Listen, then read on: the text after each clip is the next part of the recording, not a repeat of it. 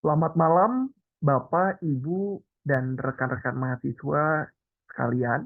Terima kasih telah hadir dalam kegiatan membaca pada malam hari ini. Kegiatan membaca pada malam hari ini diselenggarakan oleh kelompok membaca Fakultas Hukum Unpar yang bekerja sama dengan mahasiswa program studi hukum program magister Fakultas Hukum Unpar, Ikatan Alumni Doktor Ilmu Hukum Unpar, Universitas Bina Nusantara, Universitas Brawijaya, dan Asosiasi Filsafat Hukum Indonesia.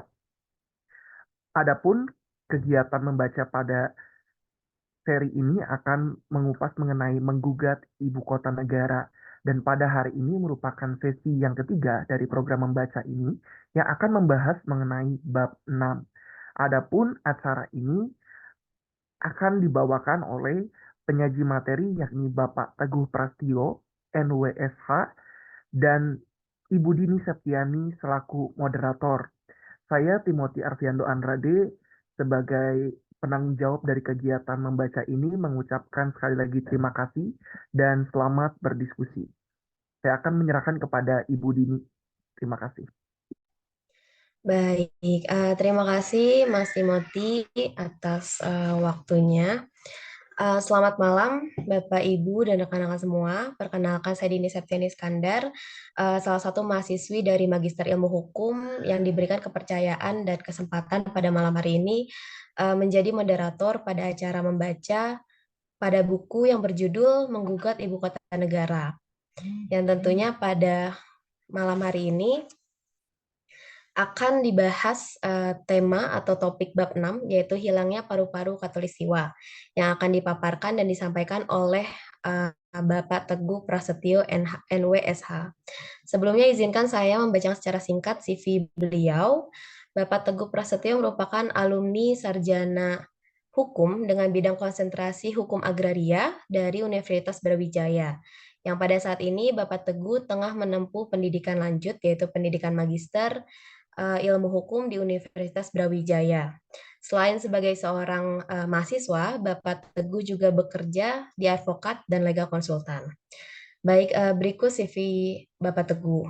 Sebelumnya, untuk lanjut pada kegiatan, izinkan saya menginformasikan bahwa kegiatan pada malam hari ini akan dilaksanakan dengan pemaparan Bapak Teguh selaku penyaji materi, kemudian akan dilanjut pada sesi diskusi dan penutup. Tanpa berlama-lama, saya beri kesempatan kepada Bapak Teguh untuk memaparkan materi pada diskusi malam hari ini. Silakan Bapak Teguh, waktu dan tempat saya persilakan.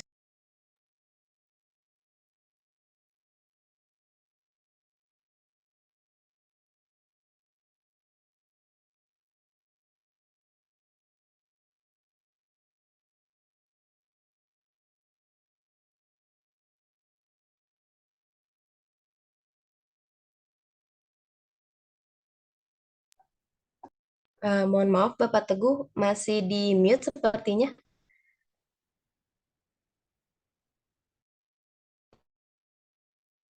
Kalau saja. Sudah ya, masuk. Baik, sudah Bapak. Sudah. Oke.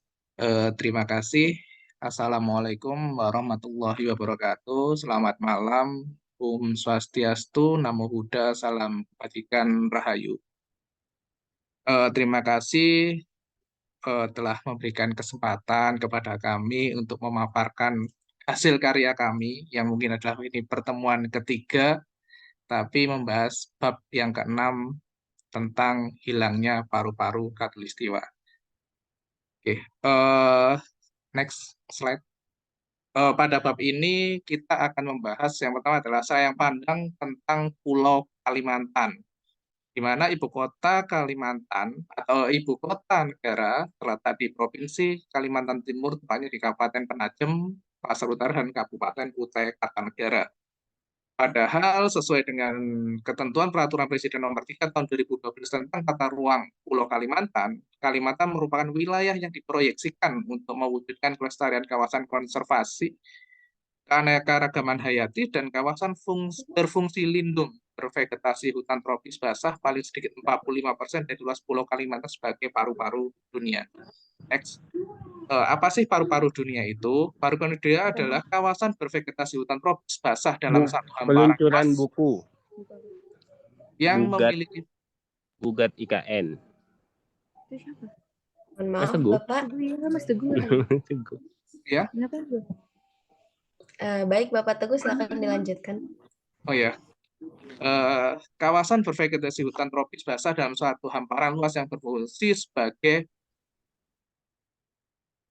penyerap karbon dioksida, penghasil oksigen, dan penyeimbang iklim global. Next. Nah, apa sih dampak dari adanya IKN yang ada di Pulau Kalimantan itu? Jadi di sini ada potensi perubahan ekologi. Karena apa?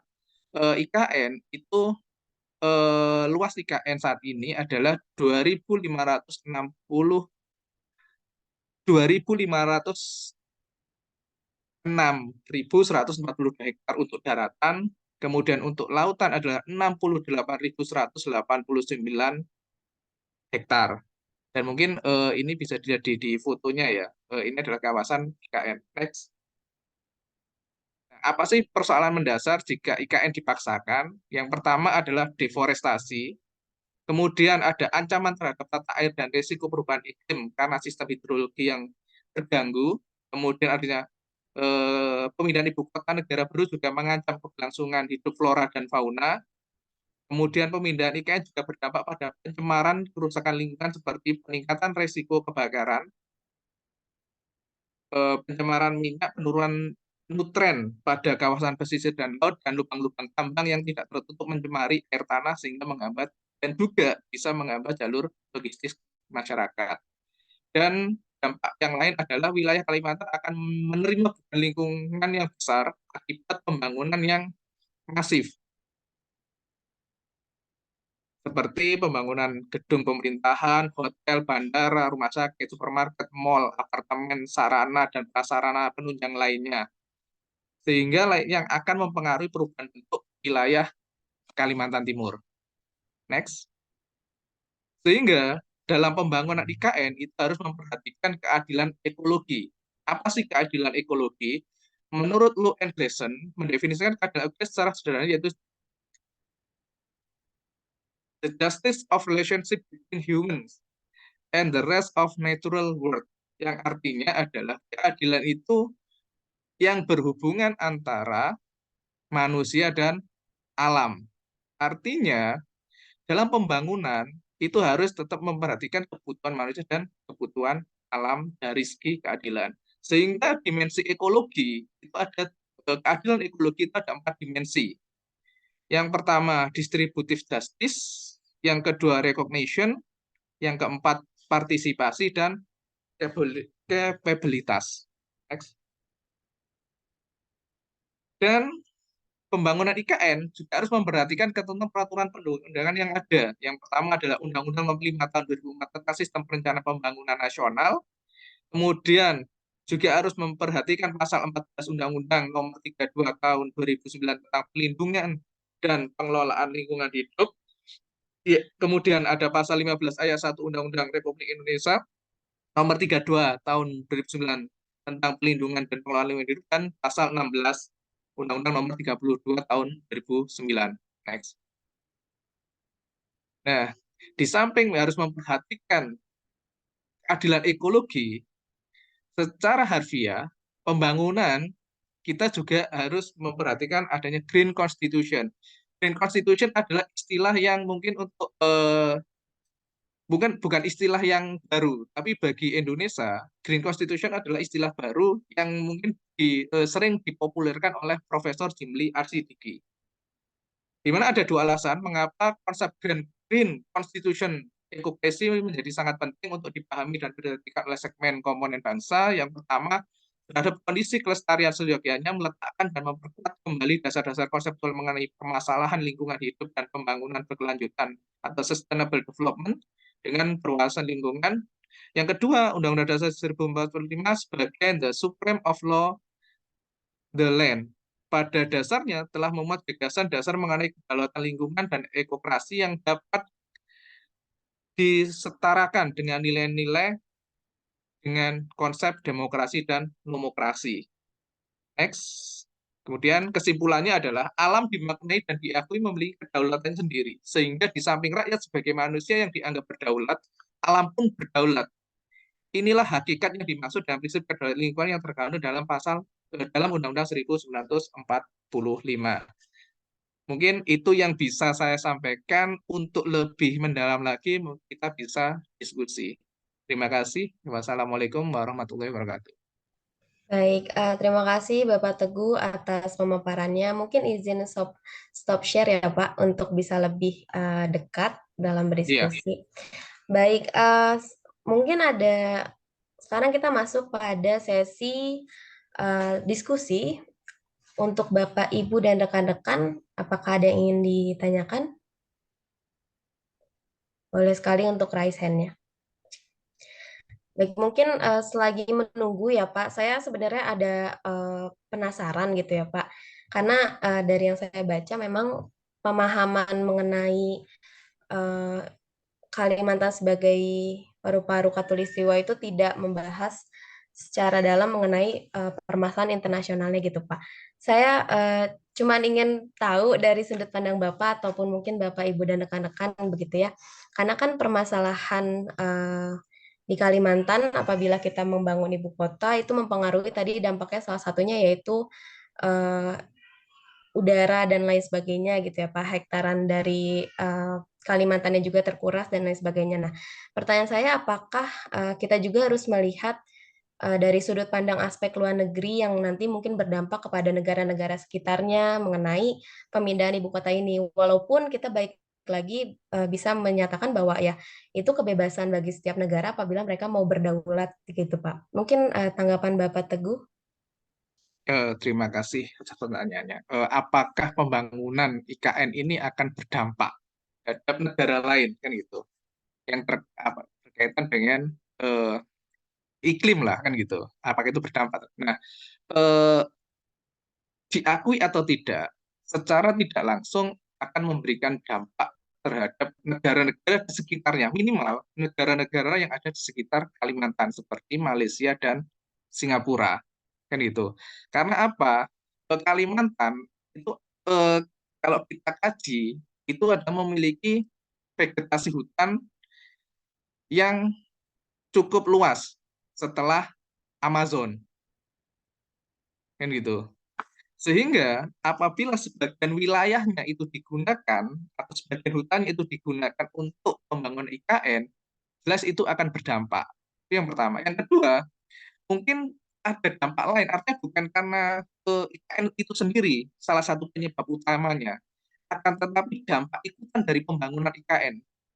Secara tidak langsung, dari konsep sebuah perkotaan itu seperti gula yang menarik semut-semut untuk datang kepadanya. Kan gitu. Mungkin untuk saat ini orang enggan untuk datang ke IKN. Akan tetapi apabila di IKN itu menjadikan sesuatu, maka tidak menutup kemungkinan orang-orang di luar IKN akan masuk ke IKN. Nah, dengan masuknya orang ke IKN, secara tidak langsung juga akan mempengaruhi kebutuhan akan tanah. Sehingga secara tidak langsung juga akan terjadi peralihan fungsi dari tanah itu. Kan gitu. Itu yang pertama. Yang pertama. Yang kedua, sebelum adanya IKN, Kalimantan ini dikenal sebagai surganya tambang, kan gitu. Sudah banyak hutan-hutan yang beralih fungsi menjadi tambang. Sudah banyak hutan yang beralih fungsi menjadi perkebunan. Artinya dari beberapa kegiatan-kegiatan ekonomi tadi juga sangat mempengaruhi lingkungan di Kalimantan. Sehingga seberapa jauh negara mampu mengamankan wilayah-wilayah yang saat ini menjadi zona hijau untuk tidak beralih fungsi. Jadi PR adalah seberapa mampu negara melindungi hutan-hutan itu dari alih fungsi akibat dari perkembangan IKN itu sendiri nantinya.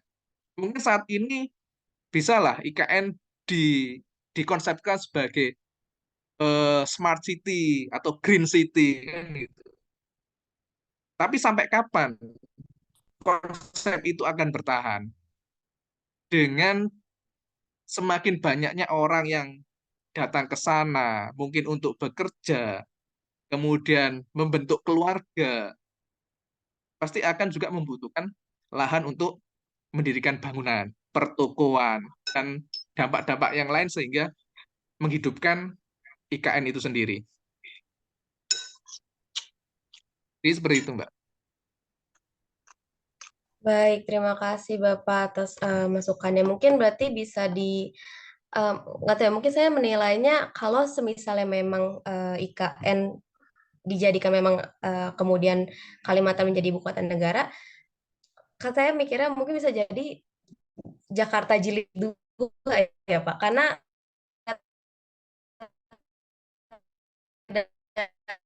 langsung kita membentuk, salah pemikiran saya terlalu jauh Pak.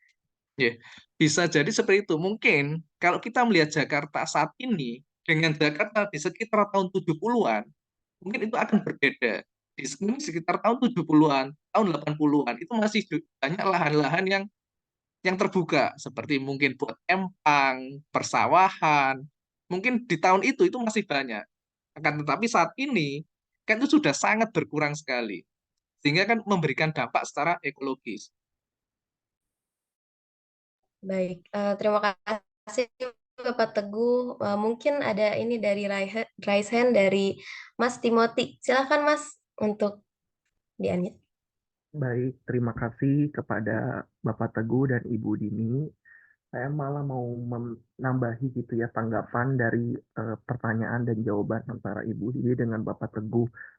Eh, Selain dampak lingkungan yang dari pembangunan itu, rasanya juga yang dapat memberikan dampak itu dari kita bisa bilang sikap atau perbuatan ya para dibilang oknum juga mungkin gitu ya yang akan tinggal di IKN. Karena kalau kita melihat dari kasat mata ya, dari pandangan kita di sekeliling kita, rasanya memang bisa dibilang Indonesia itu pandai membangun, tapi sulit untuk memelihara gitu. Nah, eh, yang bisa terlihat lagi itu ya dari segi kebersihan. Kalau kita bandingkan dengan negara tetangga kita aja, tingkat kebersihan kita itu masih tergolong ya jauh gitu ya. Nah, bayangkan dengan gagasan pembangunan yang berbasis apa namanya ramah lingkungan dengan embel-embel eco energi apa lain sebagainya gitu green-greenan.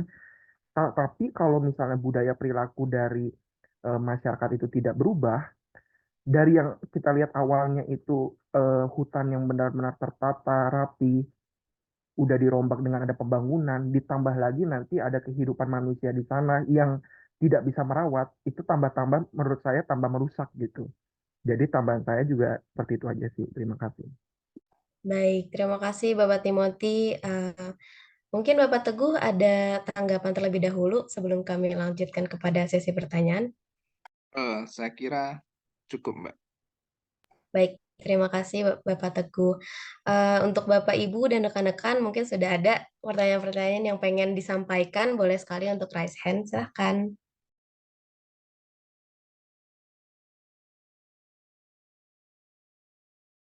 Sambil menunggu mungkin saya akan berdiskusi perihal ini mungkin.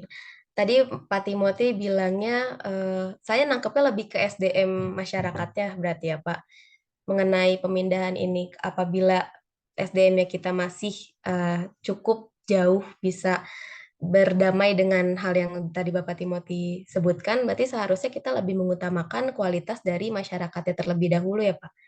Atau bagaimana? Bapak Teguh silakan. Ya, terima kasih, Mbak. Memang dalam setiap pembangunan kan kita harus imbangi dengan pembangunan SDM-nya. Artinya setiap hal yang baru kita juga harus beradaptasi dengan hal yang baru itu. Kan itu. Nah, bisa jadi dengan kebiasaan-kebiasaan yang baru akan menjadi hal yang baru juga sehingga sebagai contoh apakah seandainya nanti ada pembangunan kemudian ada konsep yang baru ya mau nggak mau kita atau mungkin orang yang nantinya akan tinggal di sana juga harus mengikuti budaya yang baru itu sendiri kan gitu. Ya mungkin dengan adanya aturan yang lebih tegas kan gitu, sehingga orang-orang itu menjadi lebih taat terhadap budaya baru itu sendiri. Jadi seperti itu.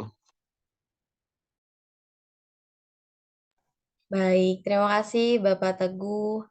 Mungkin kita boleh mendengar mungkin dari Bapak Tristam apabila ingin memberi tanggapan, atau Bapak Jamal dan Kak Farid dan rekan-rekan semua apabila ingin memberikan tanggapan ataupun pertanyaan, boleh sekali. Silakan.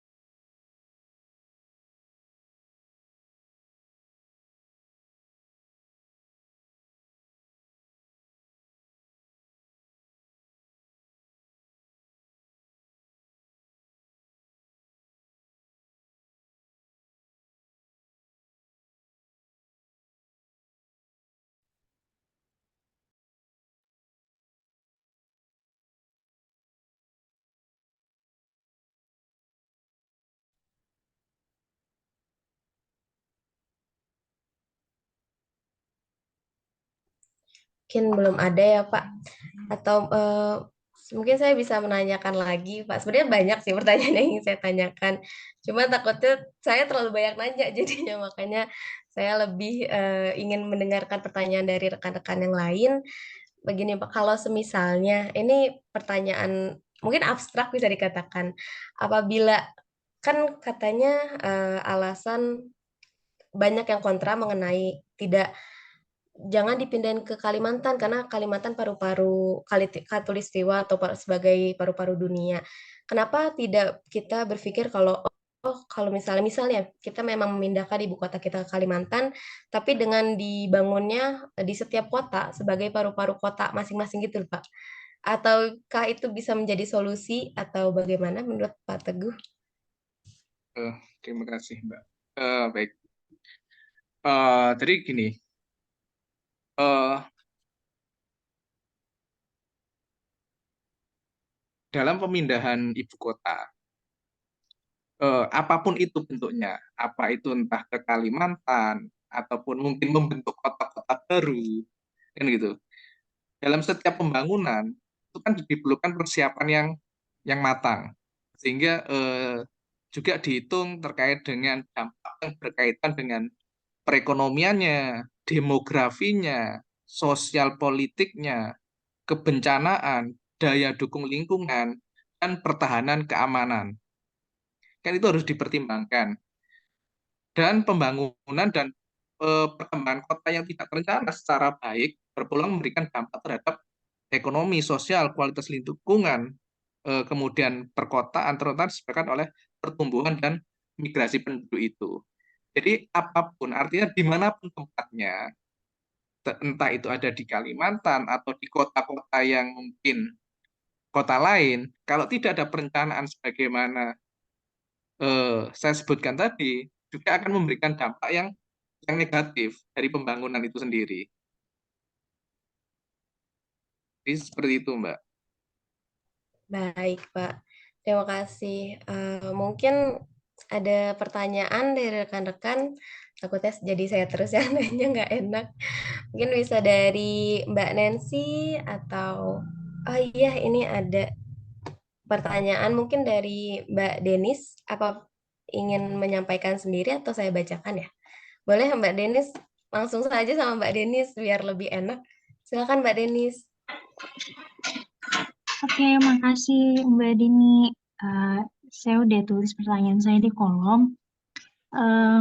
Saya tertarik dengan ECMO ya, atau ECMO. Baru saya dengar pertama kali dan baca di buku Bapak, buku ini, Menggugat IKN. Di situ dikatakan bahwa masih angan si pengganti paru-paru dunia di Kalimantan ini. Mungkin apa yang Bapak temukan gitu dalam riset ini yang membuat Bapak menyimpulkan hal tersebut? Begitu Iya. dari saya. Terima kasih. Oke, terima kasih Mbak Denis atas pertanyaannya. Jadi gini, yang disebutkan IKMU itu adalah sebuah istilah untuk sebagai pengganti paru-paru. Kenapa kita menyebutkan sebagai pengganti paru-paru? Kita melihat dari konsep IKN yang ditawarkan oleh pemerintah dengan konsep Green City. Artinya sebuah perkotaan dengan konsep yang masih mempertahankan alamnya. Kan itu. Nah, sehingga pertanyaannya, sejauh mana negara ini mampu mempertahankan eksistensi dari alam itu sendiri? Sejauh mana kan gitu?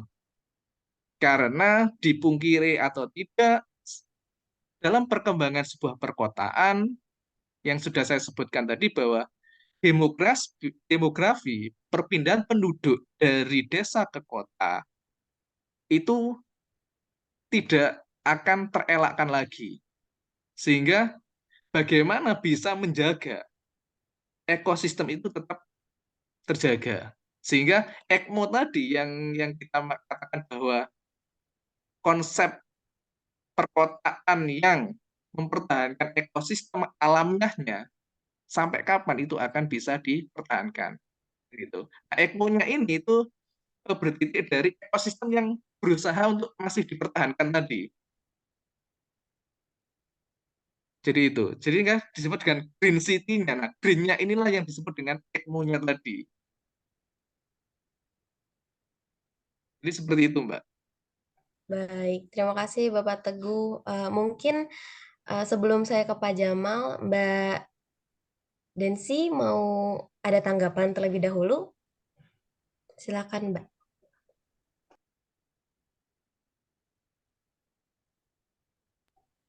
Baik, sudah dijawab di kolom komentar. Terima kasih Pak Teguh. Artinya mungkin tidak ada tanggapan ya Pak dan Mbak Nancy.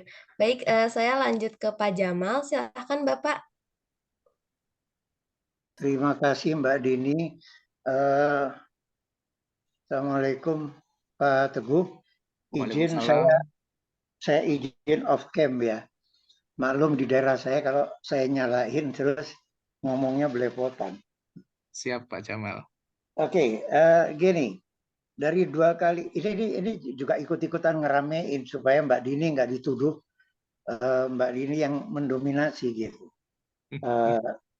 Gini, saya 2 kali pertemuan tentang hasil penelitian ini, saya sampai hari ini yang ketiga ini saya masih bertanya, ini fenomena apa sih tentang IKN ini?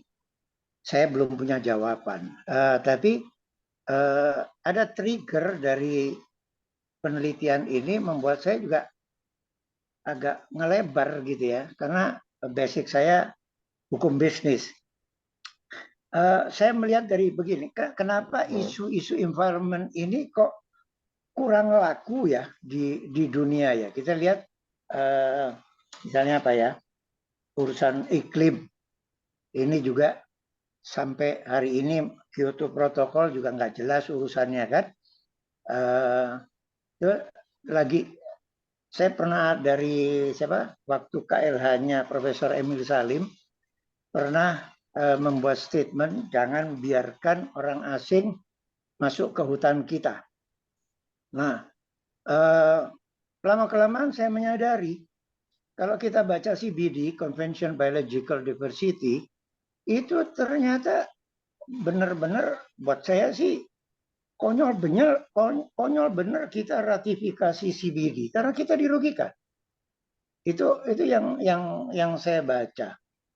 Nah, ternyata kita lebih banyak diambil tuh daripada kita memberi gitu ya. Jadi terus cerita IKN di Kalimantan yang selama ini kita tahu, ya tadi disebut juga sama Mbak Dini, paru-paru dunia. Jadi ini ngomong apa gitu ya? IKN ini tentang apa?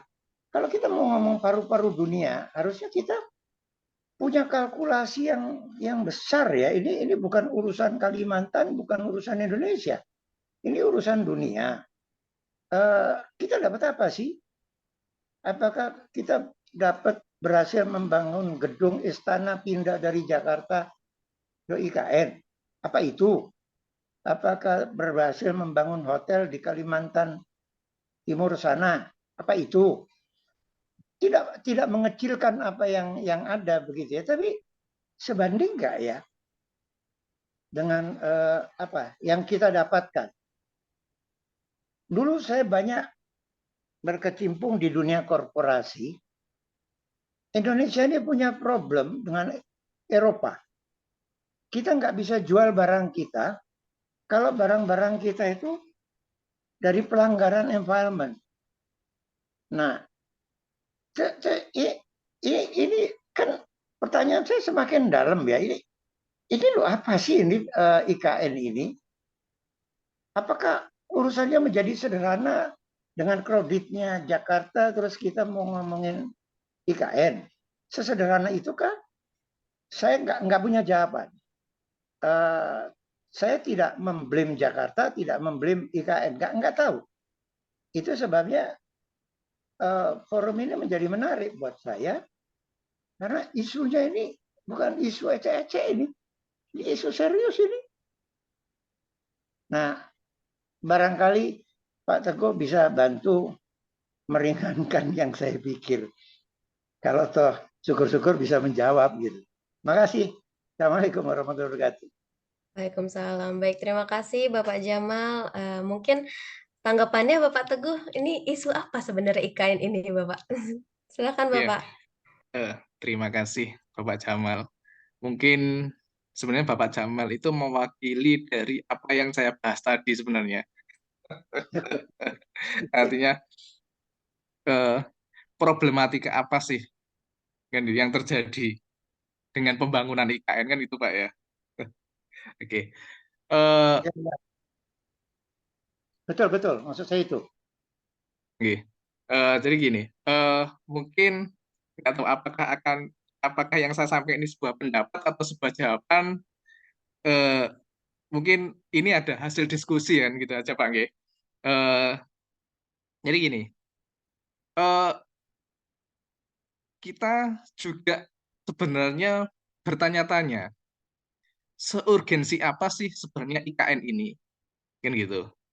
Kok harus segera diwujudkan? Kan gitu. Padahal eh, dalam pembangunan IKN itu kan tidak bisa serta-merta seperti sulapan 1 tahun 2 tahun jadi kan gitu. Tapi harus banyak kajian yang benar-benar dilakukan agar tidak memberikan dampak, khususnya yang berkaitan dengan bab ini adalah dampak terhadap ekologi itu sendiri kan gitu. Jangan sampai hanya untuk kepentingan sesaat akhirnya akan mengorbankan ekologi, yang mana ekologi itu ada untuk kepentingan selamanya. Dan memang benar apa yang disampaikan oleh Bapak Jamal tadi. Seringkali di dalam dunia internasional, khususnya terkait dengan barang-barang yang bersumber dari hutan, negara kita itu selalu di-ban. Dulu pernah pada waktu zamannya Kopra, kita pernah jaya pada waktu zaman Kopra. Akan tetapi negara-negara Eropa mengatakan kopra itu tidak sehat. Akhirnya semua kopra ditebang. Ganti dengan yang namanya kelapa sawit. Nah, pada waktu kita merajai kelapa sawit, kita di-ban juga sama Eropa karena menyebabkan deforestasi. Nah, inilah yang menjadi problematika di negara kita. Kita selalu diombang-ambingkan atas nama ekonomi dunia. Sehingga terjadi yang berdampak terhadap negara kita sendiri kan gitu. Sehingga padahal sebagai contoh yang kopra tadi, pada waktu kopra itu tidak ada yang namanya deforestasi karena apa? Kita sudah punya kopra dari dulu. Tapi karena kopra kita di-ban, akhirnya semua hutan dibabat diganti dengan sawit. Kan gitu. Jadi ya itu eh, ya memang harus ada kajian yang lebih mendalam seberapa urgensi sih sebenarnya IKN itu. Dan kenapa pilihannya itu ada di Kalimantan? Padahal kita tahu Kalimantan itu adalah sebuah pulau yang memang difungsikan sebagai salah satu paru-paru dunia setelah Brasil. Nah, mungkin itu tanggapan saya terhadap pertanyaan Pak Jamal. Jadi kalau mungkin ada tanggapan yang lain yang bisa kita jadikan sebagai bahan untuk memperkaya atau sebagai tambahan dari buku ini, itu akan sangat membantu bagi kami. Terima kasih. Baik, terima kasih Bapak Teguh atas tanggapannya. Mungkin sebelum saya di kolom chat ada beberapa pertanyaan dan pernyataan mungkin ya. Namun kita terlebih dahulu dengar mungkin tanggapan dari Pak Jamal atas jawaban dari Pak Teguh. Silakan Bapak. Iya, terima kasih. Ternyata juga masih bertanya lagi. Karena tapi oke, Pak Teguh cukup membantu. Tapi saya nggak mau nanti dijawab sama Pak Teguh. Bukan tugas saya memuaskan Pak Jamal. Jadi ya sudah, saya terima itu. Nggak apa-apa, kita mikir bareng Pak Teguh. Tapi saya nggak ikut risetnya, cuman penonton aja kali ya. Ya, Pak Jamal. Makasih. Baik, terima kasih Pak Teguh. Mungkin sebelum ke Mbak Nancy, ini tadi udah ada terlebih dahulu di kolom chat. Ibu Dia ada beberapa pernyataan, mungkin mau secara langsung disampaikan Ibu Dia, silahkan.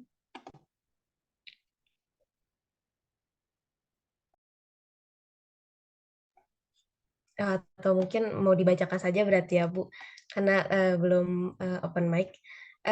Bu Dia menyampaikan bahwa hasil analisis dari buku Menggugat IKN, yang pertama, ancaman tata air dan perubahan iklim, kedua, ancaman bagi flora dan fauna, ketiga, resiko kebakaran hutan, pencemaran minyak, penurunan nutrien, lubang tambang yang mengganggu air. IKN dikelilingi area pertambangan 59.874 hektar, yang dimana memiliki 63 izin tambang yang aktif. Baik, terima kasih Bu Dia atas informasinya dan pernyataannya. Kemudian ini juga ada pertanyaan kembali dari Mbak Nancy, mohon maaf, dari Mbak Denis. Izin bertanya kembali Pak Teguh, dalam riset Bapak, apakah Bapak menemukan hal positif dari IKN ini bagi lingkungannya sebagai perbandingan sebelumnya? Terima kasih. Terima kasih Mbak Denis atas pertanyaannya. Kemudian saya persilakan kepada Bapak Teguh untuk menyampaikan atau menjawab pertanyaan dari Mbak Denis. Silakan Pak. Terima kasih Mbak Denis. Untuk sementara terkait dengan lingkungan, itu belum menemukan hal positifnya, gitu loh. Artinya apakah ini tidak berdampak terhadap lingkungan pembangunan IKN itu masih belum ada gitu loh. Yang jelas untuk sementara bahwa pembangunan IKN itu ya berdampak terhadap lingkungan itu karena jelas ada deforestasi di situ. Di mana yang sebelumnya itu ada sebagian wilayah yang dijadikan IKN itu adalah memang hutan produksi, ada yang kemudian ada kawasan hutan juga yang dialihfungsikan gitu loh. Jadi untuk sementara dampak positifnya belum kelihatan gitu loh. Kecuali kalau memang negara mampu menjaga ekosistem alamnya setelah adanya pembangunan IKN, baru akan kelihatan apakah IKN ini berdampak positif atau tidak terhadap lingkungan itu. Terima kasih. Baik, terima kasih Bapak Teguh. Mungkin Mbak Densi mau memberikan tanggapan terlebih dahulu, Mbak, atas jawaban Bapak Teguh. Iya, terima kasih Pak Teguh. Oh ya, mungkin saya izin on cam juga ya. Tadi maaf saya nggak kepikiran untuk on cam. Ya, udah on cam belum ya? Sudah, Mbak. Oh, udah, oke, terima kasih. Oke, saya tadi underline tadi Bapak bilang belum ditemukan ya oleh Bapak Kalau misalnya saya nanya terhadap lingkungan Jakarta, Pak, menurut Bapak sendiri, apa yang Bapak dapatkan? Apa hal positif dari segi lingkungannya jika nanti sudah pindah itu ke IKN? Terima kasih. Terima kasih, Mbak. Mungkin kalau dibandingkan dengan Jakarta, ya untuk saat ini mungkin sudah banyak kita tahu sendiri bahwa tingkat polusi tertinggi di Indonesia itu ada di Jakarta, gitu loh. Karena memang di sana memang isinya gedung semua, gedung, pabrik, kendaraan, jadi isinya polusi. Kalau di Jakarta memang isinya polusi, gitu. Jadi pembangunan di IKN apakah nanti akan berdampak di Jakarta? Ya, apakah akan dampaknya seperti Jakarta?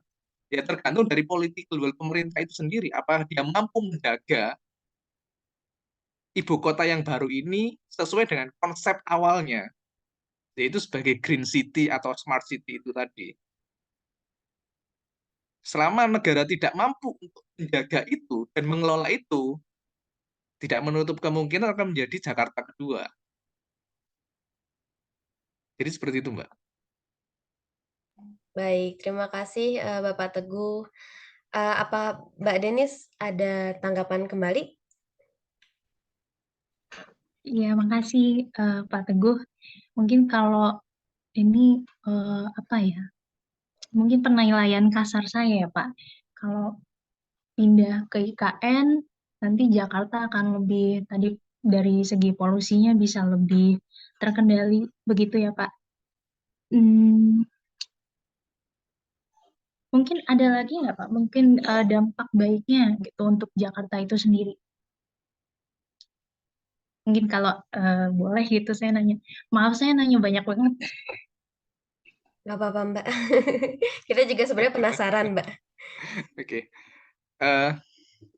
Mungkin kalau kita bicara konsep dari pemerintah dengan adanya IKN itu akan meringankan beban kota Jakarta, kan gitu. Kalau kita bicara konsep dari pemerintah, tapi apakah iya, kan gitu? Apakah iya semudah itu meringankan beban Jakarta, kan gitu? Karena tetap Jakarta kan difungsikan sebagai kota bisnis. Konsepnya kan seperti itu. Jakarta dijadikan sebagai kota bisnis, sedangkan IKN dijadikan sebagai pusat pemerintahannya. Kan itu. Jadi pertanyaannya apakah iya gitu loh? Apakah semudah itu akan meringankan beban Jakarta? Belum tentu juga. Jadi seperti itu Mbak, tanggapan saya Mbak. Baik, Baik terima Pak kasih. Teguh. Iya Mbak Denis. Terima kasih juga Mbak Dini. Iya, terima kasih Mbak Denis sudah menjadi salah satu penanya yang mewakili pertanyaan-pertanyaan saya juga sebenarnya, Mbak. Kemudian kepada Mbak Nancy, mohon maaf menunggu lama, Mbak. Silakan Mbak Nancy. Iya, halo. Iya, nggak apa-apa, Kak Dini. Malam juga, Kak Teguh. Sebelumnya, perkenalkan saya Nancy, mahasiswa hukum juga dari Maranatha. Izin bertanya, Kak. Masih terkait polusi udara tadi. Jadi kan Jakarta kan sudah menjadi kota penghasil polusi nomor 1 di Indonesia. Lalu tadi saya sempat mendengar pemindahan IKN ini berpotensi untuk menjadikan Jakarta kedua ya. Nah, jadi yang ingin saya tanyakan itu strategi hukum dari pemerintah apa yang konkret untuk membuat peraturan per-UUan yang dapat mencegah dan menanggulangi polusi udara selama dan setelah pembangunan IKN ini. Cukup dari saya itu aja. Terima kasih. Baik, terima kasih Mbak Nancy atas pertanyaannya. Mungkin boleh langsung dijawab oleh Pak Teguh. Silakan Bapak. Oke, terima kasih Mbak Nancy atas pertanyaannya. Jadi gini, sebagaimana yang sudah saya sampaikan tadi bahwa seberapa kuat komitmen pemerintah untuk menjaga konsepnya itu, kan gitu. Sebenarnya kan konsep IKN itu sendiri kan sudah diatur di dalam undang-undang. Bagaimana sih bentuk IKN-nya kan gitu. Dengan konsep smart city-nya, kemudian 75% itu dijadikan sebagai mungkin lahan hijau kan gitu. Nah, Pertanyaan kan sejauh mana negara itu mampu mempertahankan itu. Terlepas ada aturan atau tidak, selama pemerintah itu tidak mempunyai political will yang baik dalam mempertahankan itu, ya sebagus aturan apapun itu pasti akan dirubah gitu loh. Sebagai contoh lah, mungkin RT RW kota atau RT RW tentang Perda RT RW kota, Perda RT RW kabupaten. Nah, yang mana dalam setiap pemerintahan, berganti pemerintahan, RT RW itu akan selalu berubah-ubah sesuai dengan kepentingannya, kan gitu. Makanya kan sejauh mana negara ini punya political will yang baik gitu loh, untuk mempertahankan konsep dari smart city itu sendiri. Selama negara tidak mempunyai itikat baik, tidak mempunyai political will yang baik, ya niscaya smart city itu ya hanya sebatas dongeng saja gitu. Terima kasih. Baik, terima kasih Bapak Teguh. Mungkin ada pendapat lebih dari Mbak Nancy atas jawaban Bapak Teguh. Silakan Mbak. Iya, cukup Kak. Mungkin diberi kesempatan ke yang lain dulu aja. Makasih. Baik, terima kasih Mbak Nancy. Mungkin saya nangkepnya gini ya, bisa menjadi jilid 2-nya Jakarta apabila jadi IKN ini pindah ke Kalimantan kalau misalnya pemerintah ini tidak melakukan political will secara baik dan benar mungkin ya Pak, komitmen dari pemerintahnya sendiri gitu. Kalau misalnya mereka balik lagi ke pemerintahan, apakah bisa berkomitmen untuk menjaga ekosistem atau ekologi dari Kalimantan sendiri mungkin tetap bisa berjalan dengan baik IKN ini ya Pak. Mungkin seperti itu mungkin yang bisa saya tangkap sementara mungkin ya Pak. Baik, di kolom komentar, di kolom chat ada pernyataan dari Ibu Christine. Mungkin boleh Ibu diceritakan sedikit ceritanya atau sedikit tanggapannya. Silakan Ibu.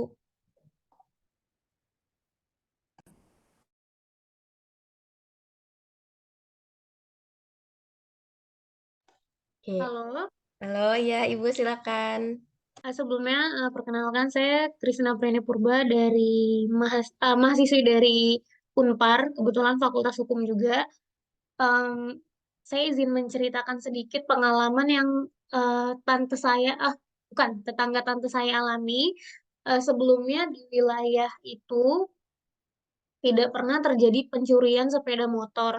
Tetapi ketika adanya IKN ini dan banyak perpindahan penduduk, bahkan juga buruh yang didatangkan dari luar Pulau Kalimantan ke Kalimantan untuk melakukan pembangunan, ternyata dari mulai saat itu banyak sekali kendaraan warga lokal sana yang hilang akibat kita kita nggak bisa menuduh ya ini siapa, cuma semenjak adanya IKN itu dan pembangunan yang di sana dan buru-buru luar yang buruh dari luar yang berdatangan, sering terjadi fenomena pencurian sepeda motor. Kebetulan tetangga tante saya sebelahnya persis itu mengalami hal tersebut. Jadi bukan satu atau dua orang saja yang mengalami, tapi cukup banyak.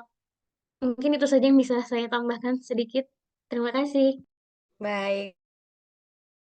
Terima kasih Mbak Christine. Mungkin sebelum ke penanya Mbak Mega, mungkin ada tanggapan terlebih dahulu kepada Pak Teguh mengenai kejadian-kejadian yang terjadi gitu ya Pak, karena pembangunan yang dilakukan di Kalimantan. Silakan Bapak.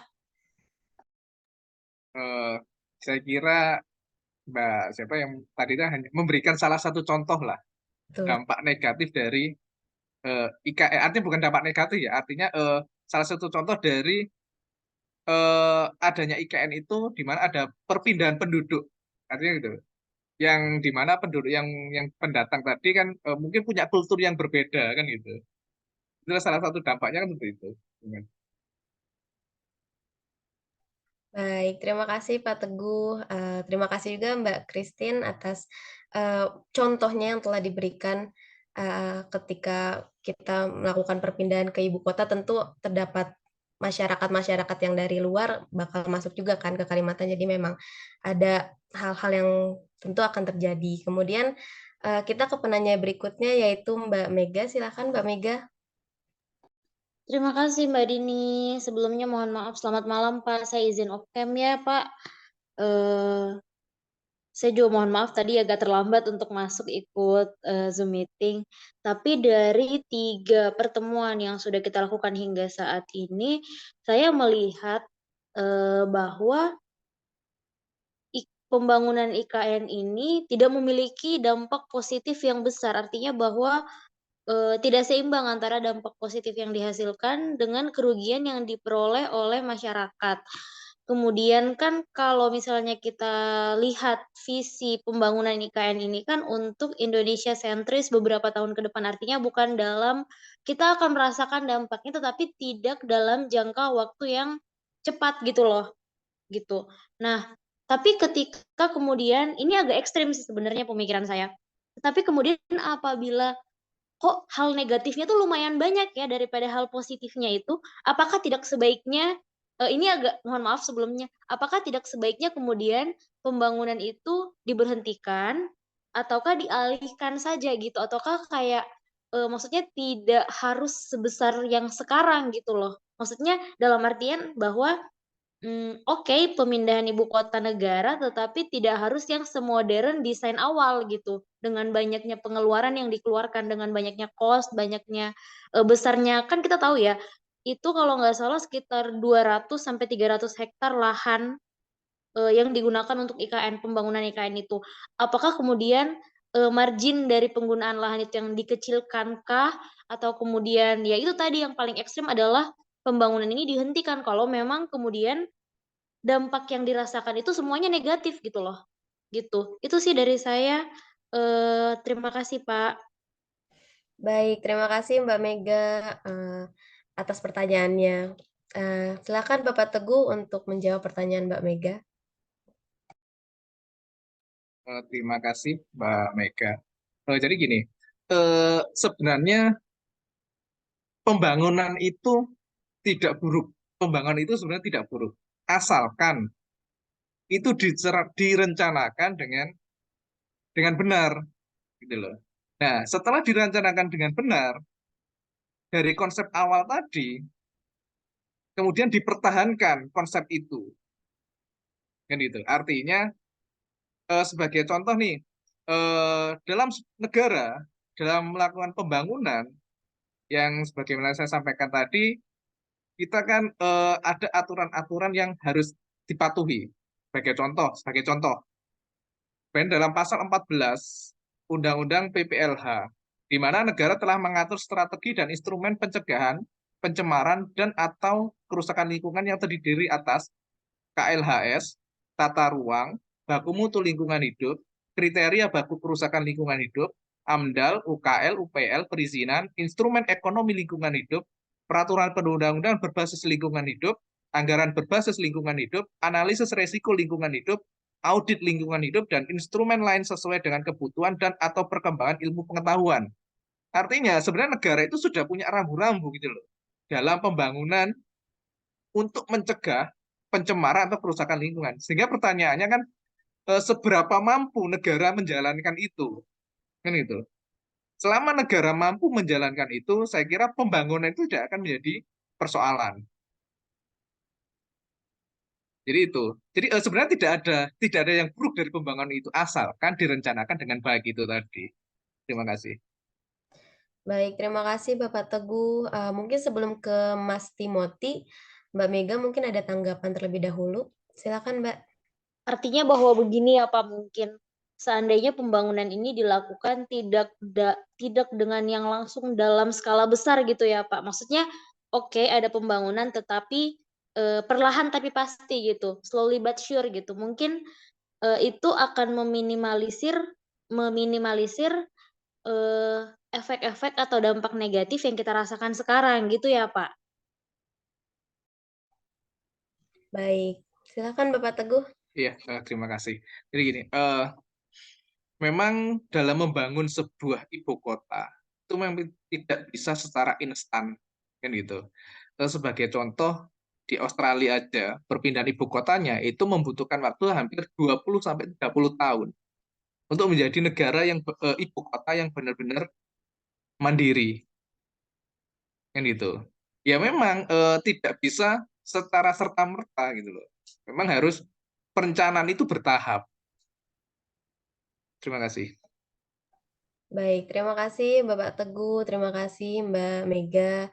Mungkin ke pertanyaan berikutnya ya Pak, dari rekan Timothy, Mas Timothy, silakan Mas.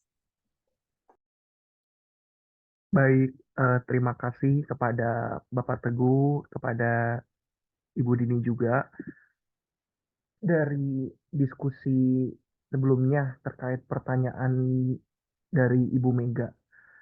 Berdasarkan pandangan Pak Teguh itu menyampaikan bahwa memang pembangunan itu kan baik asalkan memang patuh terhadap rambu-rambu dan terhadap siapa yang menjalankannya itu punya komitmen, punya itikat baik dan perlu dilihat seberapa mampukah untuk komit terhadap itikat baik itu gitu. Tapi kalau misalnya kita lihat secara nyata gitu ya, jujur saya juga belum melakukan riset yang penelitian dan sebagainya, tapi kita bisa melihat secara faktual gitu ya, bahwa persiapan kepindahan ibu kota memang sudah ada wacana dari pemerintahan yang sebelum-sebelumnya, namun realisasi pada pemerintahan saat ini itu memang sangat terburu-buru. Nah, sependapat juga dengan apa yang disampaikan Pak Teguh bahwa dalam memindahkan sebuah ibu kota dari suatu negara itu memang memerlukan waktu yang cukup panjang dengan persiapan yang tentunya matang. Tapi dalam fakta yang saat ini kita lihat bahwa persiapannya itu tidak matang. Maka saya rasa kita bisa menduga ketika dalam persiapannya saja sudah tidak matang, apalagi dalam pemeliharaannya, maintenance-nya gitu. Sulit untuk menyatakan adanya komitmen oleh pemerintah dan sebagainya gitu kan. Dan kalau kita menanggapi lagi pertanyaan dari Ibu Mega, apakah tidak lebih baik dikurangi saja atau bahkan diberhentikan atau gimana? Saya rasa kalau misalnya kita mau membongkar sesuatu yang sudah dibangun, itu malah kosnya itu jauh lebih besar dibandingkan lebih baik dilanjutkan sampai selesai. Jadi memang kondisi saat ini itu ya saya juga bingung gitu ya. Lebih baik lanjut atau tidak? Kalau lanjut memang sungguh dampak buruknya juga banyak. Kalau berhenti juga dampak buruknya banyak. Jadi antara abu-abu gitu, maju kena, mundur kena. Jadi bingung deh mau kemana gitu. Ya dari saya gitu aja. Terima kasih. Baik, terima kasih Bapak Timothy atas membantu menjawab dan juga tanggapannya ya berikut mengenai IKN ini. Mungkin Bapak Teguh ingin memberikan tanggapan lebih lanjut, silakan Bapak. Saya kira cukup. Baik, terima kasih Bapak. Dari kolom chat ada masukan atau tanggapan dari Ibu Dia. Saya memberikan kesempatan Ibu Dia apabila ingin langsung on mic, boleh sekali Ibu. Atau tidak mungkin saya akan bacakan ya Ibu. Oh ya, silakan Ibu. Iya, terima kasih. Sebenarnya yang disampaikan oleh Pak Teguh tadi sudah mewakili semua ya, yang dituliskan bahkan di chat kita berdiskusi sendiri begitu ya, membahas hal-hal yang mungkin menjadi bagian dari apa yang sebenarnya kita tulis bersama juga gitu ya, bersama teman-teman yang ada Mbak Farah juga di sini yang menuliskan tentang menggugat IKN. Nah, terkait dengan tadi ya, gimana nih maju kena, mundur kena gitu kan. Sebenarnya tidak ya, karena kalau misalnya kita mundur dan ini masih di tahun pertama dan realisasi infrastrukturnya itu belum ada, maksudnya infrastrukturnya itu masih 12% begitu ya, tidak beresiko terlalu banyak kalau kita mundur dan kehilangan 12% daripada kemudian kita bertaruh pada 88%. Apalagi kemudian pemerintah sepertinya nggak mundur sama sekali ya. Kalau tadi lihat berita hari ini gitu ya di Okezone tadi saya baca jadi di periode ini begitu ya Sri Mulyani itu menggelontorkan dana bansos ya, bansos terkait dengan pemilu dan juga IKN. IKN itu termasuk yang tidak dibekukan dari semua APBN atau anggaran di APBN yang dibekukan. Nah, ini kan juga menjadi hal yang barangkali ya menjadi pemikiran kita semua begitu. Kenapa kemudian anggaran untuk IKN itu sebegitunya menjadi prioritas gitu. Sedangkan ada anggaran-anggaran lainnya yang sebenarnya menjadi hal yang menjadi prioritas misalnya tentang pendidikan, tentang kesehatan begitu ya, stunting lah, banyak hal yang perlu diperhatikan begitu. Tapi justru alokasi karena saya mungkin dari dari HTN administrasi ya, jadi mungkin ke arah sananya itu yang menjadi permasalahan juga gitu. Nah, saya mencoba untuk yang itu yang pertama ya. Jadi sebenarnya resiko untuk mundur itu lebih aman sebenarnya di tahun sekarang daripada kita nekat gitu kan. Nekat tanpa perhitungan, nggak ada mitigasi resiko. Itu yang pertama. Kemudian yang kedua terkait dengan wilayah IKN sendiri begitu ya.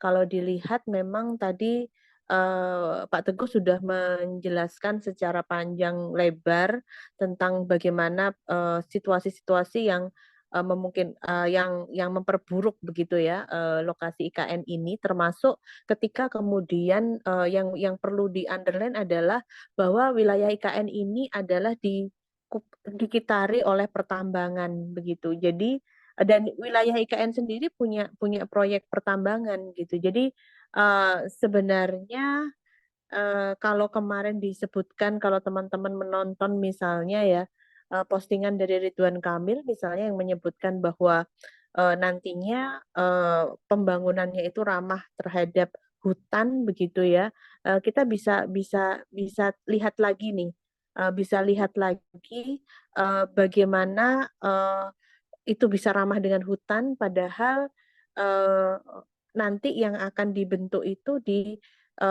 ada presentase tentang berapa persen hutan produksi, hutan alam dan seterusnya. Berarti kan ini perubahan atau pengalihfungsian fungsi hutan menjadi fungsi hutan yang memungkinkan untuk pembangunan IKN itu sendiri. Nah, dalam proses pengalihan itu tentu saja ada kerugian di situ. Kerugiannya adalah bagaimana kemudian flora dan fauna yang kemudian tadinya sudah ada itu kemudian jadinya menjadi hilang gitu, atau setidaknya mereka harus beradaptasi lagi gitu kan. Itu juga seharusnya menjadi bahan pertimbangan ya, karena kan Kalimantan ini sebagai paru-paru Katulistiwa, bahkan menjadi paru-paru dunia begitu ya, yang istilahnya hutannya itu mestinya harus dibiarkan tetap seperti bentuk aslinya karena sebagai kawasan lindung. Itu mungkin tambahan. Baik, terima kasih banyak Ibu Dia atas masukan dan tambahannya. Mungkin sebelum lanjut, kita ini ada pertanyaan dari Pak Jamal. Boleh Pak, silakan kalau apabila ingin langsung ditanyakan Pak. Silakan Pak Jamal. Pendek aja mungkin, saya sebetulnya tadinya nggak perlu saya ini, tapi enggak, barangkali Pak Teguh punya jawaban. Andai kata ini ya, andai kata lihat situasi politik kita yang belum menentu seperti sekarang ini, kita tunggu tanggal 14, andai kata IKN enggak bisa dihentikan gitu ya, mungkin dari tim punya usulan konkret harus seperti apa kalau IKN itu harus dijadikan gitu ya, harus seperti apa tatanannya. Mungkin itu sebagai penyeimbang aja. Saya sendiri juga karena nggak tahu ini plus minusnya, untung ruginya ini seperti apa. Saya juga nggak punya gambaran. Pasti yang researcher di urusan ini pasti lebih melihat gitu ya. Kita kan cuma menonton dari berita aja. Bapak dan Ibu yang ada di dalam urusan ini pasti lihatnya lebih tajam. Mungkin Pak Teguh punya. Makasih. Baik, terima kasih Pak Jamal. Baik, silakan Bapak Teguh untuk menanggapi. Iya, terima kasih Bapak Jamal. Jadi kita bicara pengandaian gitu. Seandainya kalau memang IKN ini tidak bisa dihentikan, hal apa sih yang bisa dilakukan kan gitu, agar mungkin dampak negatifnya itu tidak lebih banyak lagi kan gitu. Oke. Jadi gini Pak Jamal, sebenarnya dalam pembangunan IKN itu ada rambu-rambu yang harus ditaati oleh pemerintah. Artinya gini, untuk memberikan dampak negatif yang seminimal mungkin, berarti kan mau tidak mau kan harus ada audit terkait dengan pembangunan IKN itu sendiri. Nah, apa saja hal yang bisa diaudit kan gitu. Pertama, kita bisa mengaji kapasitas daya dukung dan daya tampung lingkungan hidup untuk pembangunan. Kemudian kita juga bisa mengkaji perkiraan mengenai dampak dan risiko lingkungan hidup. Kita juga bisa mengkaji dari kinerja layanan atau jasa ekosistemnya. kita bisa saja mengkaji dari efisiensi pemanfaatan sumber daya alamnya. Kita bisa kaji juga dari tingkat kerentanan dan kapasitas adaptasi terhadap perubahan iklim. Dan juga kita dapat juga mengkaji dari tingkat ketahanan dan potensi keanekaragaman hayatinya. Jadi itu. Jadi artinya bahwa seandainya kalau memang ini tidak bisa dihentikan dan proses IKN ini berjalan terus, ya makanya kan kita harus audit lagi. Jangan sampai memberikan dampak. Artinya gini, mitigasinya, manajemen resikonya itu harus kita terapkan agar tidak memberikan dampak yang lebih besar lagi. Jadi seperti itu, Pak Jamal. Baik, terima kasih Pak Teguh. Mungkin sebelumnya ada tanggapan dari Pak Jamal sebelum saya mau mendengarkan tanggapan dari Pak Tristam. Silakan Pak Jamal. Ya, cukup, terima kasih. Saya pikir masuk akal. Jadi memang ya itulah karena tidak ada audit sebelumnya, makanya judulnya menggugat begitu ya. Oke, makasih. Baik, terima kasih Pak Jamal. Mungkin saya boleh mendengarkan masukan dari Pak Tristam karena Pak Tristam ini dosen hukum lingkungan saya juga gitu ya. Jadi saya pengen tahu menurut pandangan dari Pak Tristam. Silakan Bapak.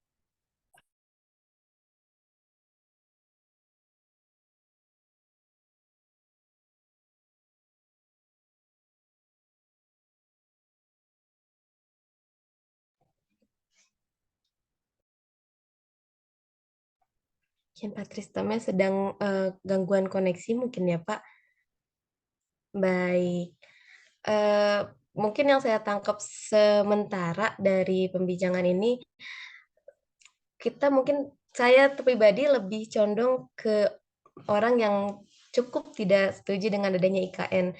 Karena memang dilihat dari mudorotnya lebih banyak gitu ya Pak. Dan apa yang dinyatakan oleh Ibu Dia mengenai apakah kita bisa mundur, ya mungkin lebih baik mundur gitu. Jadi mungkin saya sependapat dengan Ibu Dia ketika kita masih di tahap awal, lebih baik ya kita mundur daripada ke depannya malah memperburuk suatu lingkungan maupun ekosistem yang ada di Kalimantan itu sendiri begitu ya. Mungkin ada pertanyaan atau tanggapan dari Bapak, Ibu, dan rekan-rekan. Baik, silakan Ibu Mbak Mega, silakan. Baik, terima kasih Mbak Dini. Mungkin seperti ini ya. Kita kan nggak tahu ya ke depannya nanti ini sistem politik kita yang akan berjalan seperti apa dengan melihat bahwa Jokowi itu sebentar lagi, periode Jokowi itu sebentar lagi akan berakhir dan pembangunan IKN ini seperti yang Ibu Dia jelaskan bahwa baru 12%, artinya struktur pun belum jalan setahu saya. Karena beberapa perusahaan material juga setahu saya baru mau masuk tender gitu untuk masuk material. Nah,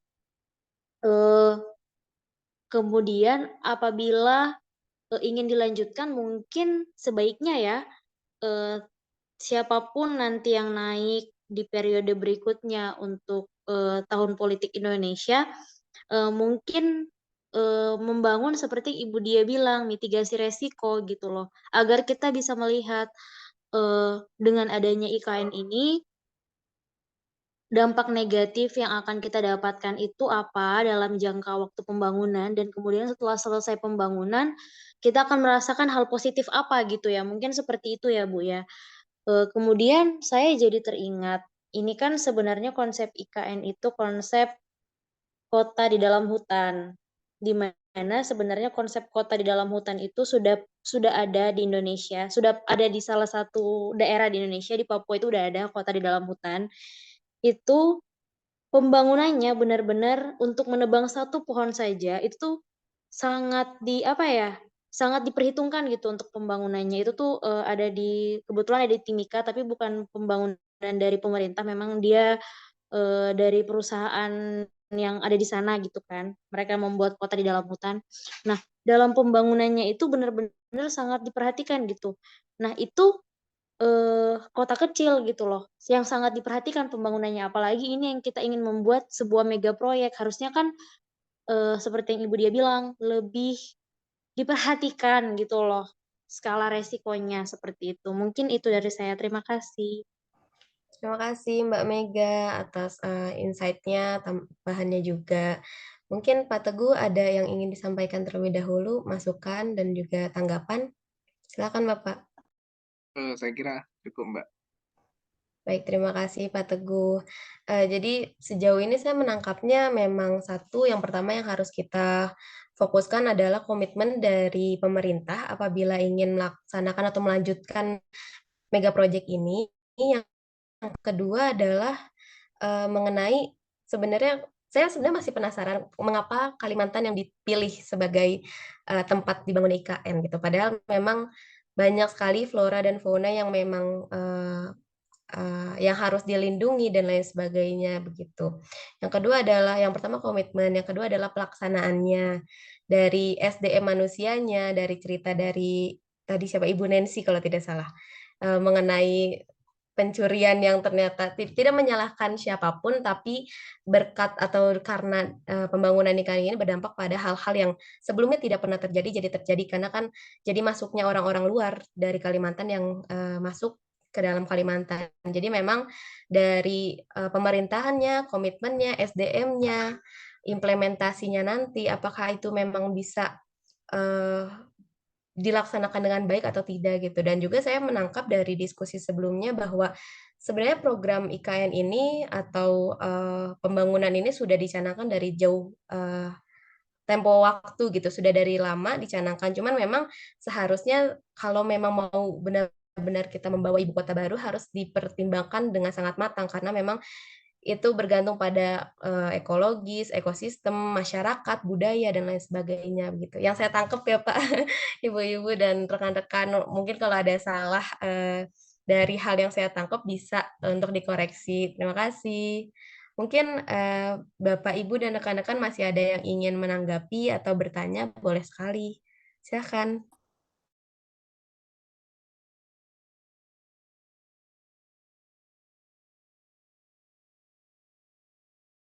Baik, mungkin saya, apakah ada lagi yang ingin ditanyakan dari mungkin rekan Timothy, rekan Mega, rekan Cucun, rekan Ahmad, rekan Nancy, dan Bapak Ibu lainnya?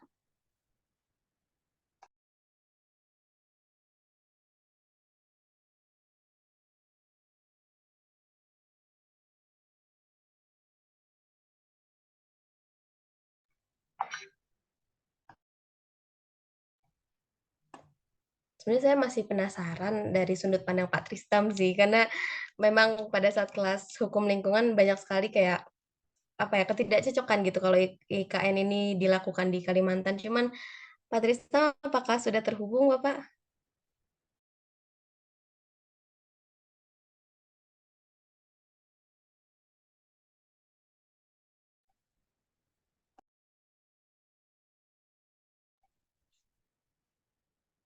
Baik, mungkin belum koneksinya ya Pak ya, yang cukup tidak ini.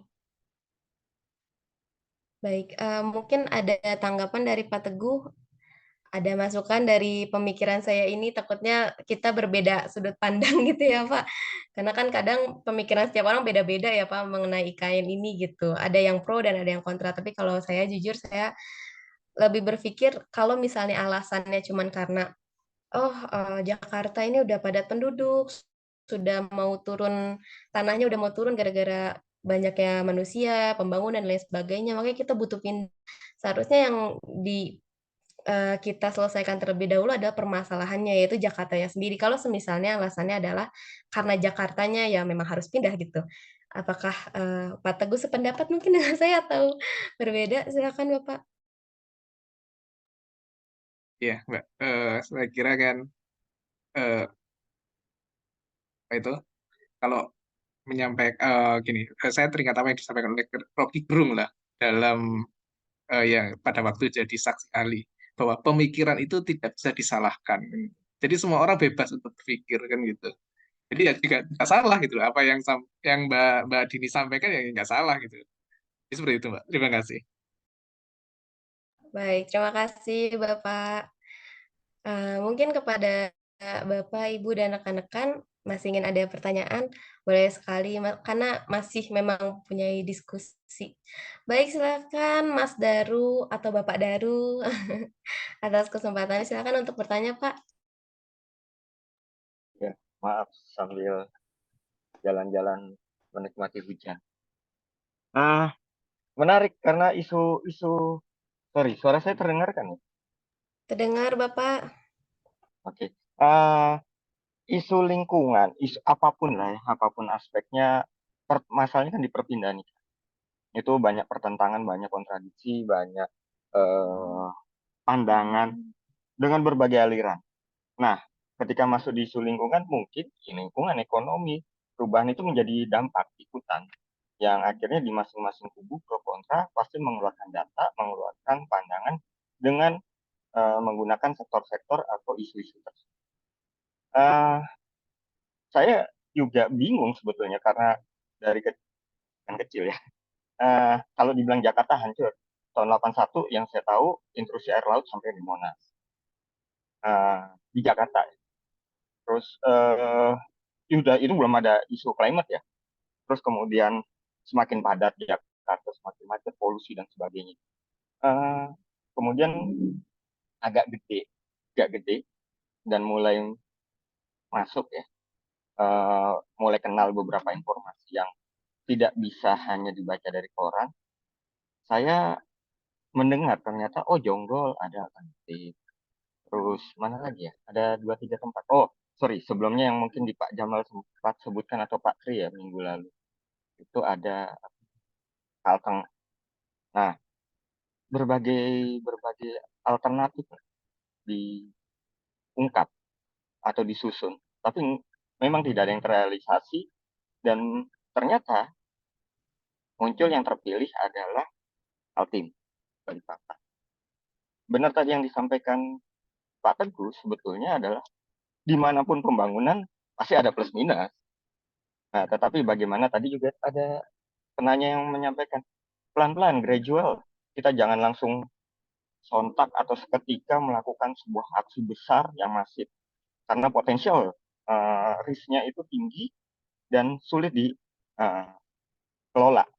Nah, tapi yang saya nih di kesempatan ini sebenarnya ingin mendengar bacaan teman-teman tentang political will. Karena kita tahu lah, on paper berdasarkan dokumen-dokumen. Renduk ya, kalau teman-teman baca di renduknya itu lampiran 2.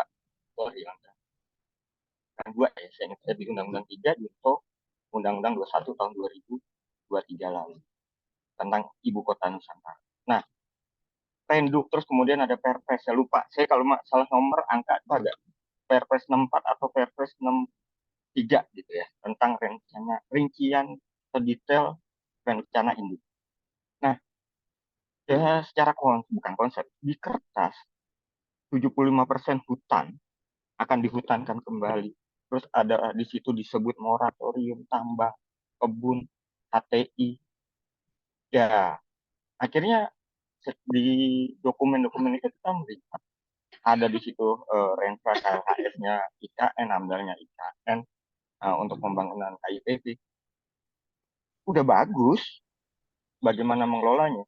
Namun tadi statement dari Mas Teguh ini yang cukup menarik adalah political will. Nah, saya penasaran, sebetulnya ada nggak sih potensi atau yang terlihat oleh teman-teman, terbaca oleh researcher di tim ini, level politikalnya di mana nih dari pemerintah? Kira-kira cukup bisa dipercaya atau agak meragukan?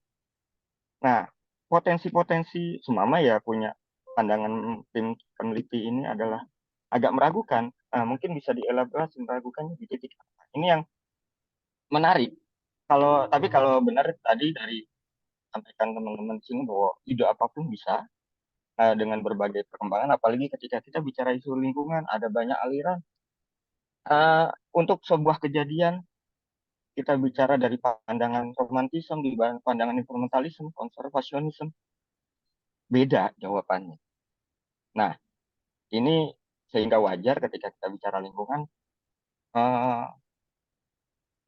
sebuah fenomena itu bisa dianggap fine, baik-baik saja, atau masih terkendali, atau kalau buat orang-orang yang agak environmentalism atau dari kalangan romantisme bahkan menolak sama sekali keberadaan manusia itu, karena jelas manusia adalah sumber masalah dari lingkungan hidup. Nah, jadi saya yakin bahwa dalam isu pembahasan di isu lingkungan pasti banyak perbedaan pandangan.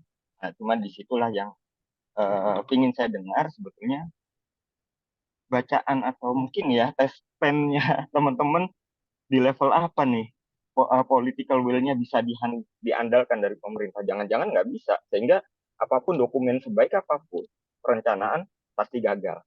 Itu mungkin yang ingin saya coba tanyakan dari hasil risetnya teman-teman. Terima kasih. Baik, terima kasih Pak Daru. Sekedar informasi, Pak Daru ini merupakan dosen bidang hukum lingkungan di Fakultas Hukum Universitas Brawijaya. Terima kasih Bapak. Mungkin kepada Bapak Teguh bisa memberikan tanggapan atas pertanyaan Pak Daru. Silakan Bapak. Terima kasih Pak Daru atas pertanyaannya. Jadi gini, sejauh mana political will pemerintah artinya dalam mempertahankan konsepnya tadi, on paper-nya tadi kan itu. Nah, kalau menurut hemat kami bisa jadi on paper-nya tadi itu akan disimpangi. Karena apa? Mungkin sebagai contoh, dalam pembangunan IKN ini tidak 100% menggunakan APBN, akan tetapi menggunakan dana swasta.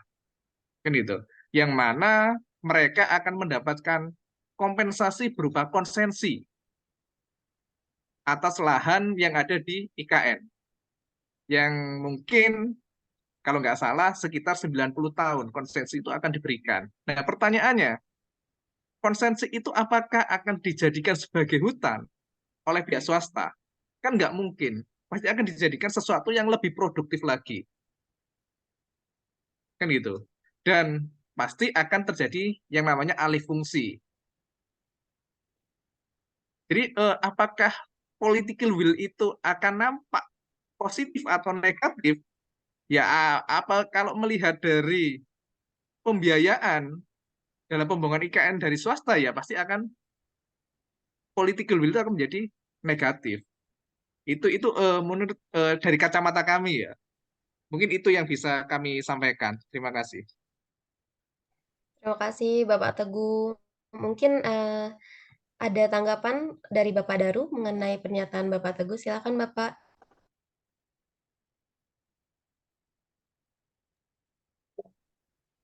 Ya, sebetulnya memang selalu dipertanyakan ya, bangsa ini menempatkan isu lingkungan di mana. Saya sepakat, sebetulnya ada rasa di benak saya pun ada rasa tidak percaya, karena kalau dibaca dokumennya ini sangat benar Indonesia bakal seperti itu. Benar ada. Tapi saya luruskan sedikit, Mas Teguh.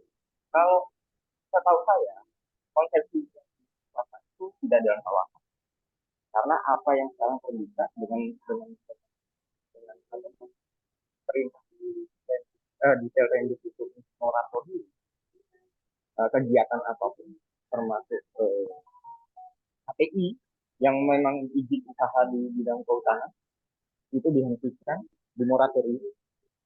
Kebun sawit terutama di moratorium juga ya, tambah. Terus ada di rembuk itu disebut juga di detailnya ada peningkatan dipaksa untuk meragamkan jenis tanaman yang tadinya homogen, namanya kebun-kebun besar, HPI dan sebagainya. Nah, bahwa kemudian yang saya mungkin ya bacaan